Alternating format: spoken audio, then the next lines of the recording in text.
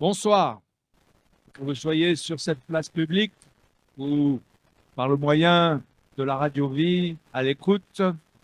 Je vous souhaite la bénédiction du Seigneur. Je suis très heureux, dans le cadre de cette semaine d'évangélisation dans la ville de Sainte-Suzanne, de participer à cette soirée et de le faire par la prédication de l'Évangile. J'aborderai ce soir un sujet à la fois important, un sujet sensible. Je vais vous parler de l'au-delà. Il y a dans notre monde aujourd'hui, dans cette journée du 1er novembre, des milliers de personnes qui se retrouvent sur des cimetières pour pleurer un être cher. Et si c'est le cas pour quelques-uns qui sont à l'écoute, nous vous apportons bien sûr notre sympathie. Et au travers de l'évangile de Jésus-Christ, nous aimerions dire ce qu'il y a justement après la mort, sujet extrêmement sensible, extrêmement important. Et au travers de l'évangile ce soir, ce qui peut nous permettre, après la mort, d'aller au paradis. Je pense que vous tous qui entendez, vous souhaiteriez aller au paradis. Alors comment, après la mort, aller au paradis? C'est au travers d'un passage de l'Évangile, d'un récit que Jésus lui-même nous a relaté dans l'Évangile selon Luc, que je vais lire maintenant, que nous découvrons quelques réponses à ce sujet extrêmement important.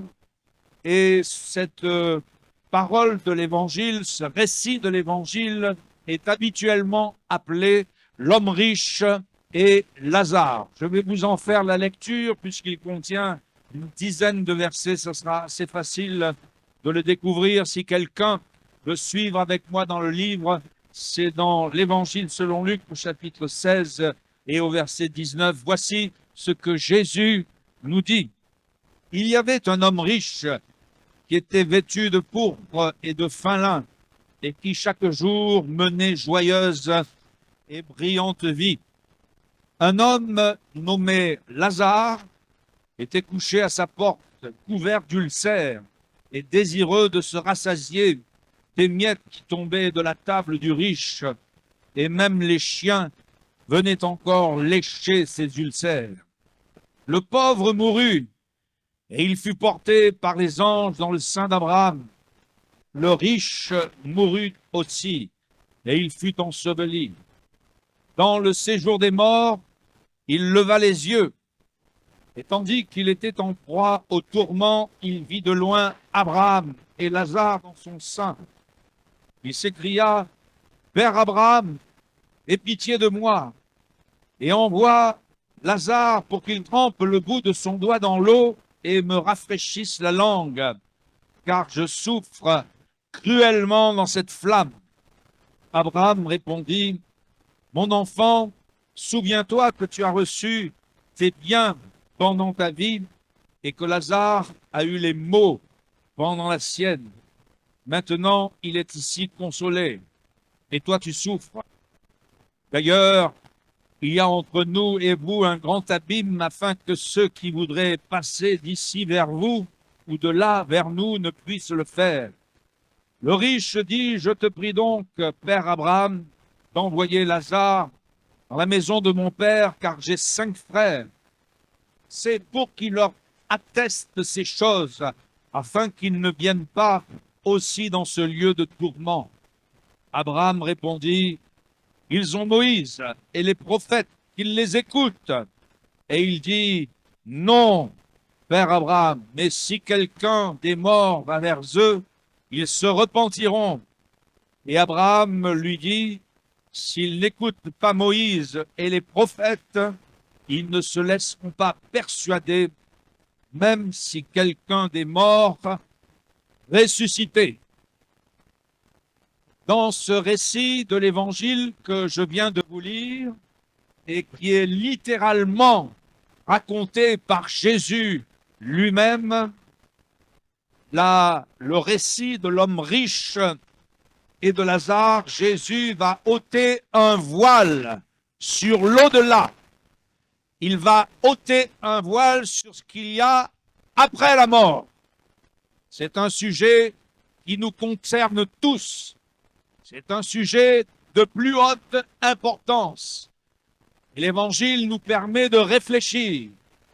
La société dans laquelle nous sommes est souvent comme un tourbillon. Nous n'avons pas le temps de réfléchir.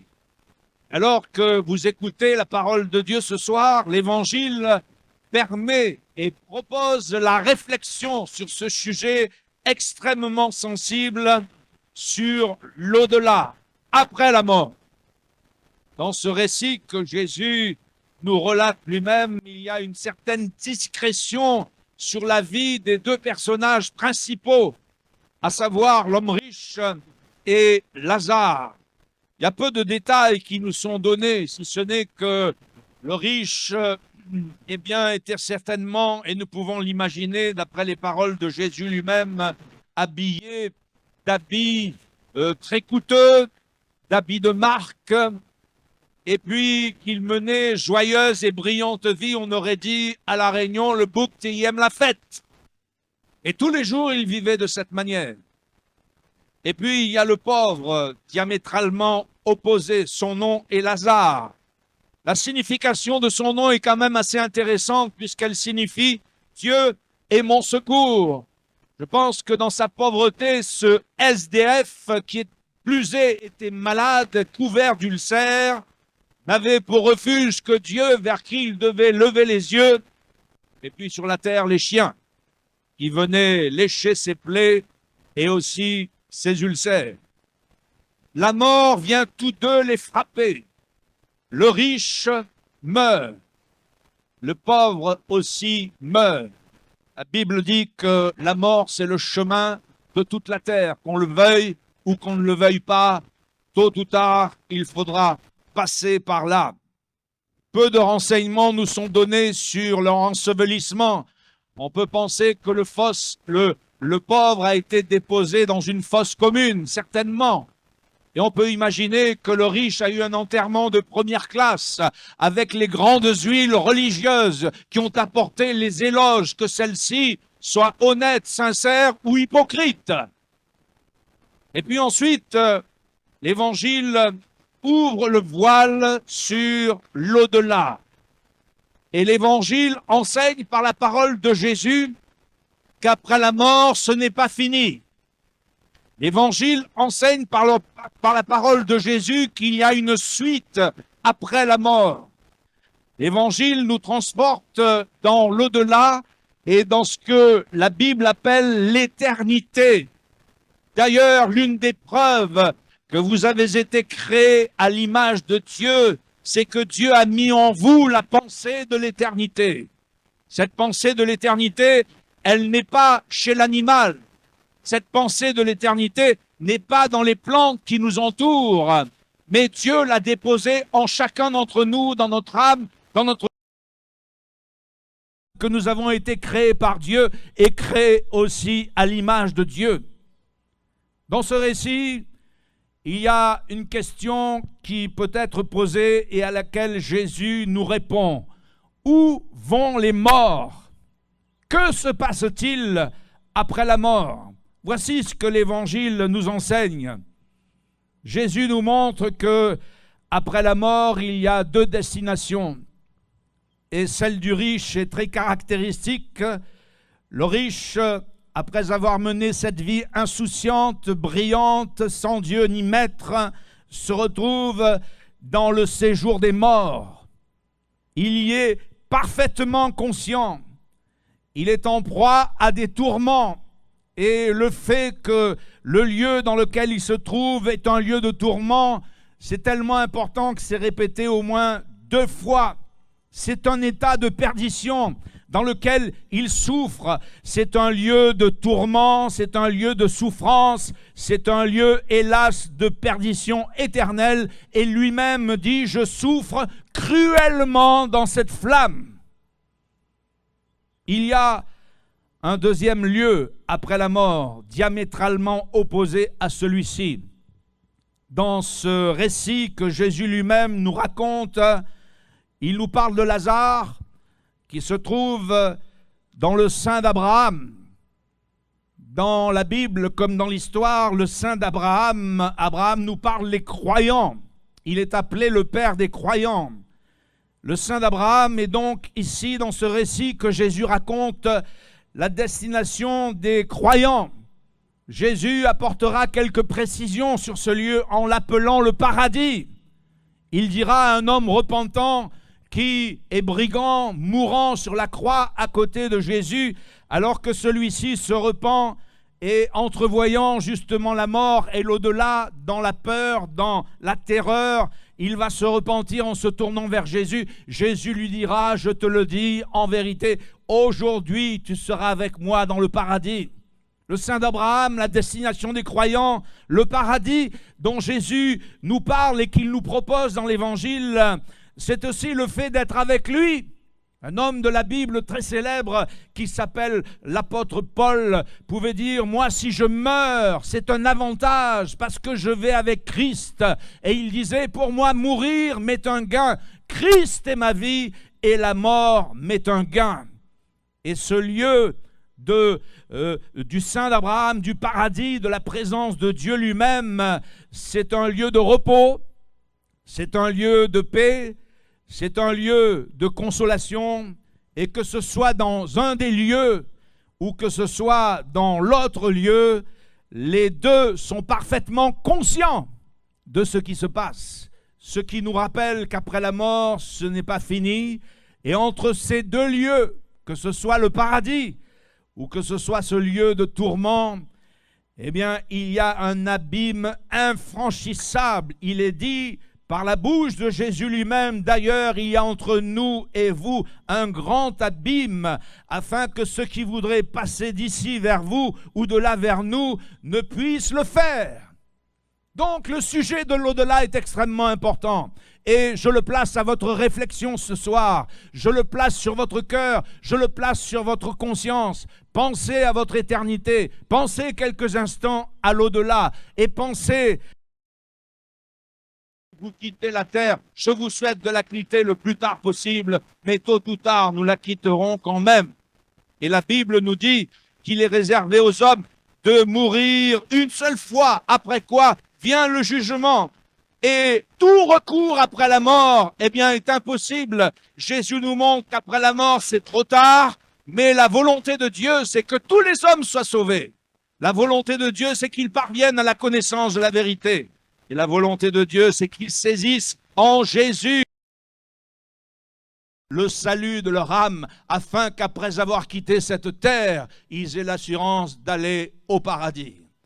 Alors, dans cette première partie, après vous avoir résumé l'essentiel de ce récit de l'Évangile, ce récit, l'Évangile, nous montre aussi comment être sauvé, comment être sûr d'aller dans le paradis. Comment être sûr d'aller au ciel? Comment être sûr d'avoir le salut de son âme si un jour nous quittons cette terre? Et c'est dès maintenant qu'il faut se préparer. C'est dès maintenant qu'il faut réfléchir. Et c'est dès maintenant qu'est en fin de compte proposé le choix pour notre éternité afin de savoir où nous allons aller. Il y a 4 points importants que je voudrais rapidement souligner pour être sûr d'aller au paradis, pour être sûr d'aller au ciel. Premièrement, il convient de lever les yeux. Je répète, il convient de lever les yeux. Si vous voulez aller au ciel, si vous voulez aller au paradis, il est très important que vous puissiez lever vos yeux. Le riche qui est dans le lieu de tourment, cet homme qui est dans le lieu de perdition, lève les yeux. Il va lever les yeux, mais hélas, pour lui, c'est trop tard. Il va lever les yeux dans l'au-delà, mais c'est trop tard. Je vous dis ce soir qu'il n'est pas trop tard pour lever les yeux. Il n'est pas trop tard pour lever les yeux au-dessus de ces tourbillons de la terre. Le riche n'a jamais levé les yeux pendant qu'il était dans ce passage terrestre. Il ne s'est préoccupé que de ses loisirs. Il ne s'est préoccupé que des plaisirs de ce monde. Il ne s'est préoccupé que de manger, que de boire, etc. Mais jamais il n'a levé les yeux. Et quand il lève les yeux, pour lui, c'est trop tard. Je pense que Lazare a eu souvent l'occasion de lever les yeux, comme je le disais au commencement de ce simple message. Je pense que souvent, lui dont le nom signifie « Dieu est mon secours », il a dû lever les yeux parce qu'il est bon, il est important si vous voulez être sauvés. Si vous voulez parvenir au salut de votre âme, si vous voulez avoir la certitude d'aller un jour dans le royaume des cieux et dans le paradis avec Dieu, c'est important que vous puissiez lever les yeux. Et ce soir, ce n'est pas trop tard. Il n'est pas trop tard pour toi, cher ami, de lever les yeux vers Dieu. Lève tes yeux un peu au-dessus de ce monde, des choses visibles, parce que les choses visibles, la Bible nous dit qu'elles sont passagères. Mais lève tes yeux vers Dieu qui est invisible, lève les yeux vers Dieu qui est le Créateur, lève les yeux vers Dieu qui est esprit et vie, lève les yeux vers Dieu parce que les choses invisibles, la Bible dit qu'elles sont éternelles. Et si tu lèves aujourd'hui les yeux vers Dieu, alors il t'agréera, il te fera du bien et il pourra sauver ton âme. La deuxième chose qu'il est important de faire pour aller au paradis, c'est de prier. Et le riche va prier, mais il va prier quand c'est trop tard. Il va prier dans le séjour des morts. Il va prier dans l'au-delà. Alors il va prier pour que, au moins Lazare puisse venir tremper son doigt avec un petit peu d'eau et rafraîchir sa langue parce qu'il souffre cruellement. Mais c'est trop tard. Il va prier aussi pour les autres, et en particulier pour ses frères dont il pense, pendant quelques instants, il dit « Mes frères sont perdus, mes frères ont vécu comme moi, et s'ils meurent, ils vont venir dans ce lieu de tourment. » Donc il va prier pour que ses frères ne viennent pas là. Mais c'est trop tard. Quand il est dans l'au-delà, la prière, c'est trop tard. Par contre, ce soir, il n'est pas trop tard de prier. Ce soir, non seulement vous pouvez lever vos yeux, mais vous pouvez prier le Seigneur. D'ailleurs, il nous est invité dans l'Évangile et dans l'enseignement de Jésus à prier. Jésus nous a enseigné à prier Dieu. Il nous a dit, notre Père qui es aux cieux, que ton nom soit sanctifié, que ton règne vienne et que ta volonté soit faite. Il nous a dit dans ses enseignements, ne vous inquiétez de rien, mais en toute chose, faites connaître à Dieu vos besoins par des prières, par des supplications, par des actions de grâce. Et puis il a fait une promesse. La paix de Dieu qui surpasse toute intelligence gardera vos cœurs et vos pensées en Jésus-Christ.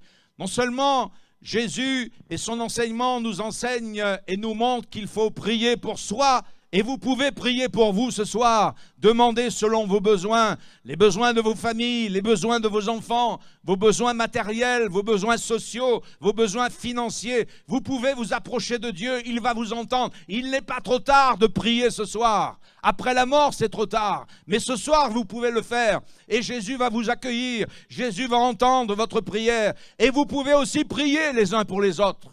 De prier les uns pour les autres. Après la mort, ce sera trop tard. Mais pendant que vous êtes sur cette terre, vous pouvez prier les uns pour les autres. Vous pouvez demander à Dieu de bénir votre prochain. Vous pouvez demander à Dieu de bénir vos voisins. Vous pouvez demander à Dieu de bénir tous les membres de votre famille. Et il va le faire. Ce n'est pas trop tard de le faire. D'ailleurs, l'Évangile nous enseigne à prier les uns pour les autres. L'Évangile nous dit priez les uns pour les autres afin que vous soyez guéris. Et tout à l'heure, d'ailleurs, nous réserverons un temps de prière privilégié pour prier au nom de Jésus pour toutes celles et ceux qui ont besoin, et en particulier pour les malades. Et nous sommes persuadés que le Dieu créateur des cieux et de la terre, le Dieu vivant, le seul Dieu vivant, il entend la prière et il va répondre à vos prières ce soir. Non seulement pour aller au paradis, il faut lever les yeux, il faut prier, mais l'Évangile nous montre dans ce récit de la Bible qu'il faut se repentir. Il faut se repentir. Là, le riche qui est dans le séjour des morts, pensant à ses frères, demande la possibilité à ce que Lazare puisse ressusciter d'entre les morts pour aller voir ses 5 frères qui sont dans la perdition. Et le riche pense à eux en disant « Je ne souhaite vraiment pas qu'ils viennent dans ce lieu de tourment. » Alors permet, dit-il dans ce récit que Jésus nous raconte, que Lazare ressuscite afin qu'ils ne viennent pas dans ce lieu de tourment, pour qu'il leur atteste ces choses, pour qu'ils ne viennent pas dans ces lieux de tourment et qu'ils se repentent. Mais la réponse est claire. La réponse est catégorique. Il lui est répondu à cette demande, à cette question. Ils ont Moïse et ils ont les prophètes. Que représente Moïse? Que représentent les prophètes? C'est la parole de Dieu. Ce soir, nous avons non seulement Moïse, nous avons les prophètes, mais nous avons encore plus que Moïse et que les prophètes. Nous avons l'enseignement de Jésus dans l'Évangile. Et tous ces récits de Moïse, des prophètes, de l'Évangile, nous parlent de la parole de Dieu. Ils résument en un mot ce qu'est la parole de Dieu.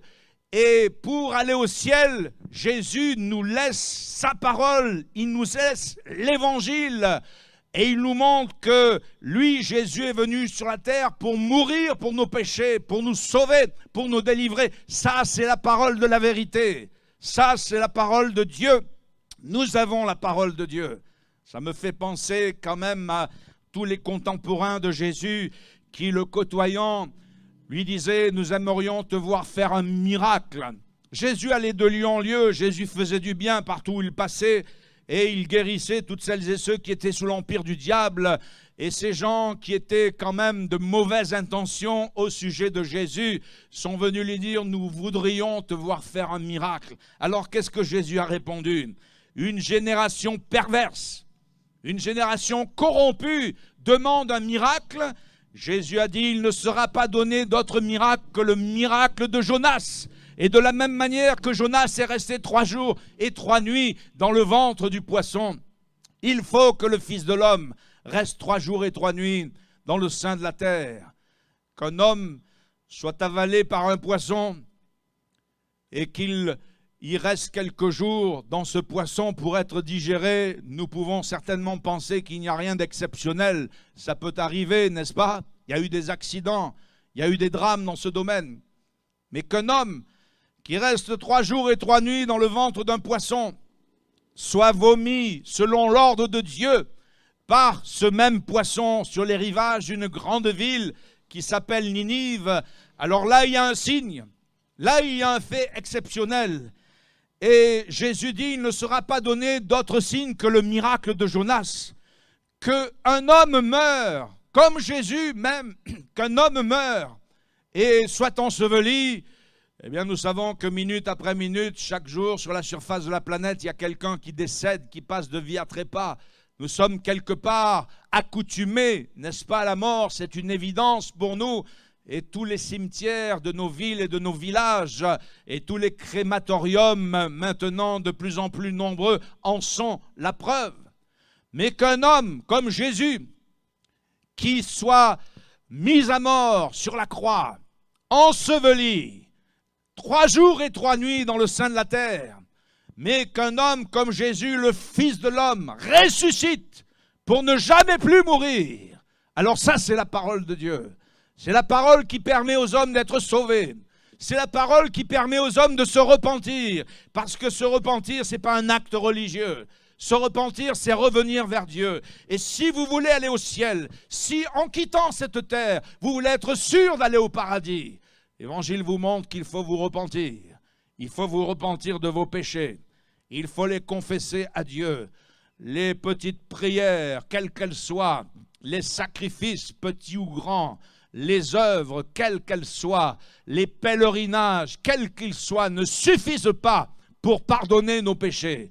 Seul le sang de Jésus peut nous permettre d'être sauvés. Seul le sang de Jésus peut permettre à notre âme d'être purifiée. Car la parole, nous avons la parole. Nous avons non seulement Moïse, nous avons non seulement les prophètes qui ont annoncé que celui qui croit en Jésus, il reçoit par la foi en son nom la vie éternelle. Mais nous avons l'évangile de Jésus-Christ. Christ qui est mort pour nos péchés. Et Christ qui est ressuscité pour sauver chacun d'entre nous. Nous avons la parole de Dieu et la parole de Dieu nous invite à nous repentir si nous voulons aller au ciel, c'est-à-dire à revenir vers Dieu de tout notre cœur. Et pendant qu'on est sur cette terre, eh bien, non seulement de lever nos yeux, de prier, mais de nous repentir pour avoir l'assurance du pardon de nos péchés. Après la mort, tous les recours sont impossibles. Après la mort, eh bien, toutes les prières sont inutiles. Après la mort, toutes les eaux et toutes les huiles sont inefficaces. Mais pendant qu'on est sur cette terre, Jésus dit qu'il peut pardonner nos péchés. Et ça, c'est l'évangile, c'est la parole de Dieu qui nous invite à nous repentir. Et enfin, pour aller au ciel, dans le paradis, non seulement il faut lever les yeux, non seulement il faut prier, non seulement il faut se repentir selon le récit que Jésus nous relate, mais il faut aussi dire oui. Il faut aussi dire oui à Dieu. Ce qui a perdu le riche, ce qui lui a perdu son âme, ce qui lui a gâché son éternité, c'est qu'il a toujours dit non à Dieu. Il a dit non à Dieu de son vivant. Il a dit non à Dieu par ses actes. Il a dit non à Dieu par son comportement. Quelle est votre attitude vis-à-vis de Dieu? Quelle est votre réponse vis-à-vis de Dieu? Le riche, par ses œuvres, par ses actes, par ses paroles, par son indifférence, non seulement de Dieu, en lui tournant le dos, mais vis-à-vis de son prochain, ne serait-ce le pauvre qui voulait manger quelques miettes qui tombaient de sa table, il a toujours dit non. Il a toujours dit non. Il a toujours dit non à Dieu. Et même dans l'au-delà, hélas, quand il demande à ce que Lazare ressuscite et qu'il dit, eh bien, peut-être qu'ils vont réfléchir pour ne pas venir dans ce lieu, et qu'il lui est répondu, mais ils ont Moïse, ils ont les prophètes, le riche dit encore non. Même dans l'au-delà, il dit non, non, non. Quelle est votre réponse vis-à-vis de Dieu? Je pense que si il s'est retrouvé dans ce lieu, ce n'était pas parce qu'il était riche. Ce ne sont pas nos richesses qui nous envoient ni dans la perdition, ni au ciel. Mais c'est le fait qu'il a dit non à Dieu tout le temps. Et je pense que si Lazare s'est retrouvé dans le lieu de repos, dans le lieu de consolation, dans le lieu de félicité éternelle, dans le paradis, dans le sein d'Abraham, dans la présence de Dieu lui-même, ce n'est pas parce qu'il était pauvre, ni nos richesses, ni notre pauvreté nous envoient dans le paradis ou dans le ciel. Mais si le pauvre s'est retrouvé dans ce lieu de grâce et de félicité, s'il s'est retrouvé dans le sein d'Abraham, dans le paradis, c'est que toute sa vie, il a dit oui à Dieu. Il n'avait pas d'autre refuge, il n'avait pas d'autre secours. Ce soir, quelle sera votre réponse? Vous avez entendu la parole de Dieu. La balle est dans votre camp. Ce soir, cette soirée, elle est libre. Cette soirée, elle est gratuite. Mais quelque part, vous ne serez pas quitte. Il faut que vous réagissiez. Il faut que vous vous déterminiez quant non seulement à votre avenir, mais surtout quant à votre éternité. Et je vous interpelle, qui que vous soyez ce soir sur cette place publique, à l'écoute de ce simple message par le biais des médias ou de cette radio-vie, si vous n'avez pas encore pensé à votre âme, pensez-y, parce que donnerait un homme en échange de son âme? Et que servirait-il à un homme de gagner le monde entier si celui-ci perdait son âme? Je vous en supplie ce soir, pensez à votre éternité, pensez à l'au-delà, pensez au fait que Dieu vous aime, que sa volonté c'est de vous sauver, c'est de vous voir un jour dans le ciel. Jésus qui a dit, je vais vous préparer une place afin que là où je suis, vous y soyez aussi. Et sa parole est la vérité. Il a dit en terminant son enseignement, croyez en Dieu, croyez en moi, je vous laisse la paix, je vous donne la paix. Je ne vous donne pas comme le monde donne, mais je vous laisse la paix. Ce bien extraordinaire, si précieux, qui contribue à notre bonheur et à notre épanouissement. Je voudrais vous inviter à vous recueillir quelques instants, s'il vous plaît, et je voudrais demander à Dieu sa grâce après ces simples paroles, mais paroles si importantes, paroles si sérieuses. L'évangile, c'est pas de l'amusement, c'est pas de la distraction. L'évangile concerne notre âme et l'évangile concerne aussi notre éternité. Je vais déjà remercier le Seigneur pour sa parole et après nous poursuivrons dans un temps de prière, s'il vous plaît. Recueillons-nous quelques instants et remercions le Seigneur pour son évangile et pour sa parole. Merci Seigneur pour ce temps qui nous rassemble sur cette place publique où tu nous permets de lever nos yeux, où tu nous permets de prier. C'est ce que nous ferons Nous l'avons déjà fait, nous le ferons encore. Où tu nous permets par ta parole de nous repentir, c'est-à-dire de revenir à toi de tout notre cœur. Et où tu nous permets de te dire oui. Oh, gloire te soit rendue pour ta grâce, pour ton amour envers les hommes pécheurs que nous sommes, et ta volonté de nous sauver et de nous voir dans le royaume des cieux. Au nom de Jésus. Nous sommes quelques instants, s'il vous plaît, dans le recueillement. Nous avons dit ce soir l'essentiel. Nous n'avons pas parlé de trop de détails, ni de choses superflues, mais nous avons dit l'essentiel. Pendant que nous sommes en prière et dans le recueillement, quelques instants, j'aimerais vous proposer de dire oui à Dieu. J'aimerais vous proposer ce soir de lever vos yeux. J'aimerais ce soir vous proposer de prier le Dieu vivant et vrai. J'aimerais vous proposer ce soir de vous repentir. L'avez-vous déjà fait? Il est possible de le faire ce soir. Il n'est pas trop tard. Il n'est pas trop tard pour toi, cher ami, de lever tes yeux. Il n'est pas trop tard de prier. Non seulement pour toi, mais aussi pour les autres. Il n'est pas trop tard pour toi de te repentir, de revenir vers Dieu et de lui dire oui ce soir. J'ai entendu ta parole. Je veux être sauvé. Je veux, Seigneur, lorsque je quitterai cette terre, eh bien, aller au paradis avec toi, dans ce lieu de repos, dans ce lieu de grâce et surtout dans ta présence. Pendant qu'on est en prière et que nous sommes devant le Seigneur, s'il y a quelqu'un qui ce soir veut dire oui à Dieu, après avoir entendu en toute bonne conscience, toute bonne volonté, il veut dire oui à Dieu, qu'il lève sa main simplement où il est. Je prierai pour toi afin que Dieu te bénisse. Lève ta main, cher ami, oui, que Dieu te bénisse. Y a-t-il encore quelqu'un qui veut, oui, madame, que Dieu vous bénisse? Si quelqu'un veut dire oui à Dieu, que ce soit un enfant, je vous ai vu, monsieur, baissez ensuite votre main. Je souhaite que ce soit très discret, mais je le fais pour vous aider. Je le fais parce que je voudrais aussi prier pour vous. Il n'est pas trop tard pour lever les yeux. Y a-t-il encore quelqu'un ce soir qui voudrait se tourner vers le Seigneur et dire, bien, je viens à toi ce soir, je veux être sauvé, je veux préparer non seulement mon avenir, mais surtout mon éternité. S'il y a quelqu'un d'autre qui veut que nous prions pour lui, levez votre main simplement où vous êtes et nous prierons le Seigneur afin que Dieu vous bénisse. Oui, madame, que Dieu vous bénisse devant, je vous ai vu aussi. C'est un moment à la fois très simple, mais c'est un moment extrêmement solennel. Et il n'est pas trop tard ce soir de le faire. Lorsque nous quitterons la terre, ce sera trop tard pour lever nos yeux ou pour nous repentir ou bien pour dire oui à Dieu. Mais ce soir, ce n'est pas trop tard. Et ce mot oui, c'est un simple mot. C'est un peu comme dans le mariage devant monsieur le maire. C'est un simple mot, ce oui. Mais tant qu'il n'est pas prononcé, l'alliance n'a pas lieu.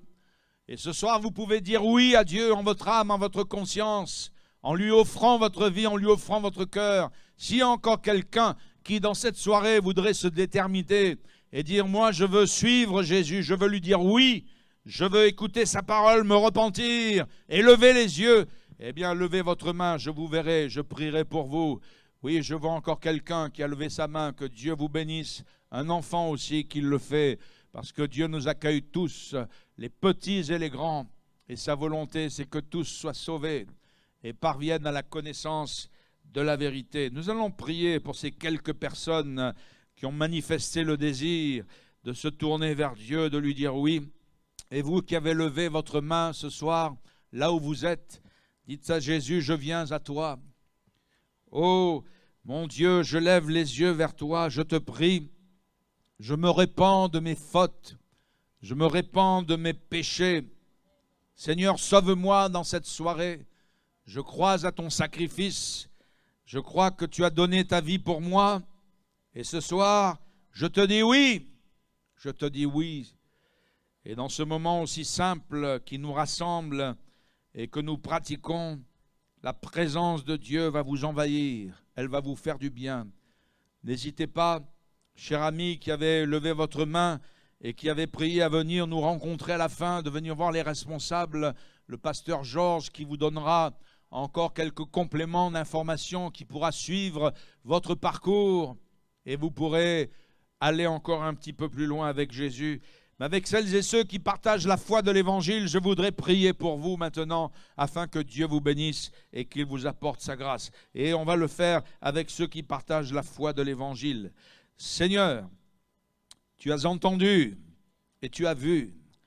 Au-delà d'une main levée, tu vois un cœur, tu vois une âme qui se tourne vers toi, qui a levé les yeux, une personne qui t'a prié, une personne qui est revenue vers toi. Et je sais que tu l'acceptes. Tu as dit, je ne mettrai pas dehors celui qui vient à moi. Tu as entendu dans l'âme et la conscience celui qui t'a dit oui, alors que peut-être jusqu'à maintenant il t'a dit non. Alors Seigneur, tu as entendu et tu vois pour soutenir cette personne, pour lui faire du bien et la remplir de ta grâce et de ton amour. Merci Seigneur, dans le nom de Jésus. Et ensemble nous pouvons dire Amen. Nous pouvons dire gloire à Dieu. Après avoir parlé aussi simplement de l'au-delà ce soir et surtout du salut de votre âme, comment aller au ciel, nous voudrions prier pour celles et ceux qui sont malades. On n'a pas parlé spécialement de la guérison des malades, mais le plus important, c'est d'être dans la présence de celui qui guérit. Et nous sommes dans la présence de Jésus qui est le divin médecin et qui est en mesure d'apporter une parfaite délivrance, quel que soit l'état de votre santé. Quel est votre problème de santé? Quelle est votre maladie? Est-ce un handicap? Est-ce une maladie de peau? Quel est votre problème de santé? Est-ce une maladie de sang qui vous ronge, qui vous perturbe? Je me rappelle de cette jeune fille qui avait contracté un staphylocoque doré et ce microbe pugnace ne la laissait point. Ni les traitements, ni les médicaments de choc qui lui avaient été inculqués ne faisaient quoi que ce soit. Mais gloire à Dieu, suite à la prière au nom de Jésus et suite à l'imposition des mains, car Jésus nous a demandé de prêcher sa parole, nous l'avons fait ce soir. Et il a dit, voici les miracles qui accompagneront ceux qui auront cru. En substance, ils chasseront les démons. Ils imposeront les mains aux malades et les malades seront guéris. Cette jeune fille a été libérée de ce staphylocoque doré.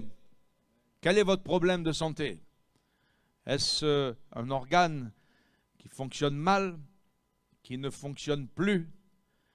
Est-ce qu'un microbe, est-ce qu'un virus dont vous n'arrivez pas à vous débarrasser? Quel est votre problème de santé? Est-ce des séquelles d'un accident? Est-ce les séquelles d'une intervention chirurgicale?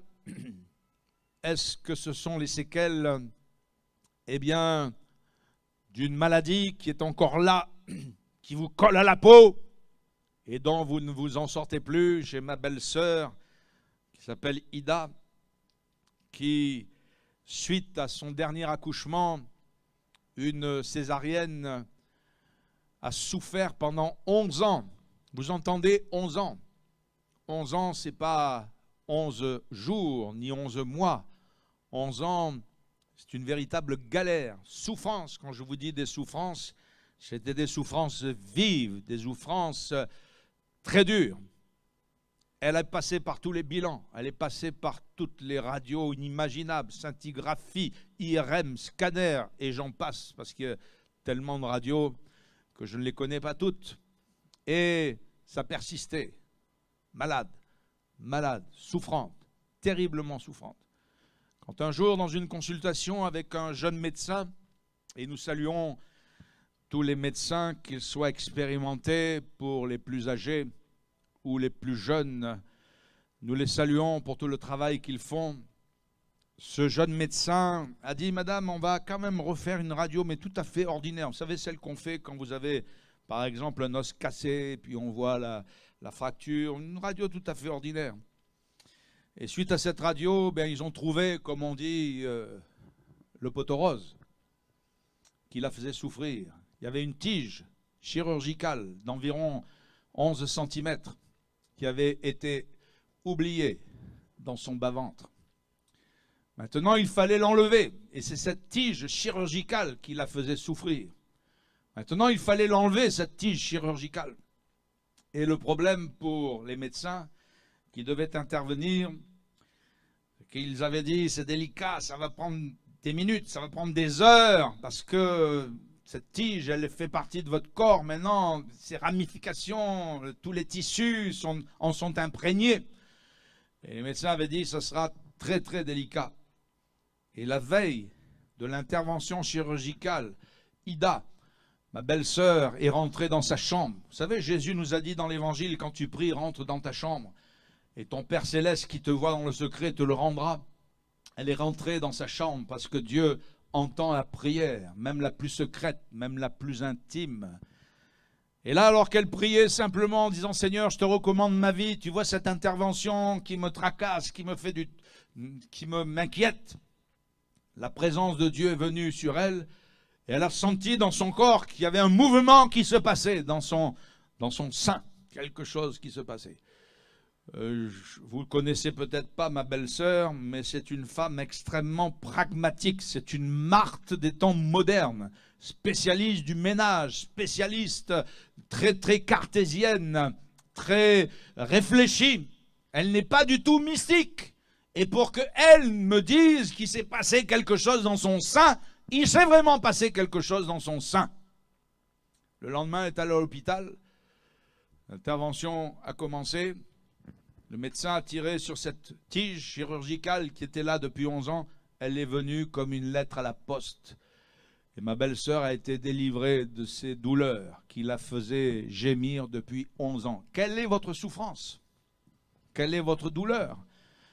Est-ce une séquelle d'une intervention chirurgicale, d'un accouchement? Quel est votre problème ce soir? Nous avons dans notre assemblée au tampon une jeune femme du nom de Gwenaëlle qui, elle, en faisant son jardin, est tombée de tout son poids sur une épine qui a transpercé son talon et qui est entrée à l'intérieur du talon. Et cette épine ne sortait plus. Et même les médecins disaient elle est tellement mal placée qu'on a du mal à faire quelque chose pour enlever cette épine. Elle était placée à côté d'une artère. Je ne peux pas vous donner tous les détails. Toujours est-il que les médecins n'arrivaient pas à l'enlever. Et cette dame est venue à l'imposition des mains. Elle est venue prier Jésus. Il n'est pas trop tard pour prier. Il n'est pas trop tard pour que vous demandiez à Dieu de bénir vos familles, vos enfants malades ou un être cher qui souffre ce soir. Il n'est pas trop tard de le faire. Cette femme a prié le Seigneur. Et quand elle était consulté le médecin, alors que ceux-ci s'inquiétaient encore plus que la malade pour enlever cette épine, eh bien cette épine est venue aussi simplement que la tige chirurgicale. Ils l'ont enlevée comme une lettre à la poste. Elle s'en est sortie. Elle a été débarrassée de l'infection. Elle a été débarrassée de ses douleurs. Quelle est votre maladie ce soir? Quelle est votre difficulté de santé physique? Venez à Jésus, il va confirmer sa parole. Je n'ai pas raconté des petites histoires ou des contes ce soir. Je vous ai dit la vérité. Et seul Dieu est celui qui peut nous renseigner sur l'au-delà et sur l'avenir et sur l'éternité. Et la preuve que cette parole est la vérité, il va la confirmer dans votre vie ce soir, par des signes, des prodiges, des miracles et par quelques dons de l'Esprit qu'il va distribuer selon sa volonté. Si vous avez besoin, quelle que soit votre souffrance, Jésus guérit toute maladie, Jésus guérit toute infirmité. Jésus est là ce soir pour agir dans votre vie. Il a de la compassion pour vous et vous serez guéris si vous venez à lui. Si vous croyez de tout votre cœur, vous serez guéris. Venez devant si vous avez besoin. Nous allons vous rejoindre et avec le serviteur de Dieu de cette région, le pasteur Georges, nous allons prier pour vous pour que Dieu vous bénisse.